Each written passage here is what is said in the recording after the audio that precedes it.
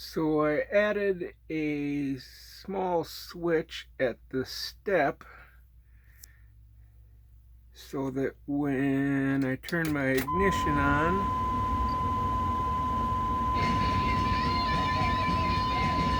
I now have a visual representation whether the switch is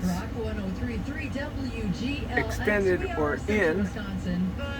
Right now it shows that it's in because I have the ignition on. Take us with you at WGLX.com. Cheers, kiss.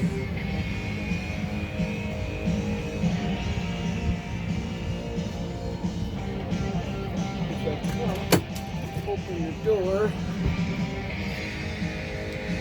it shows that the step is extended. Door closes, step is back in.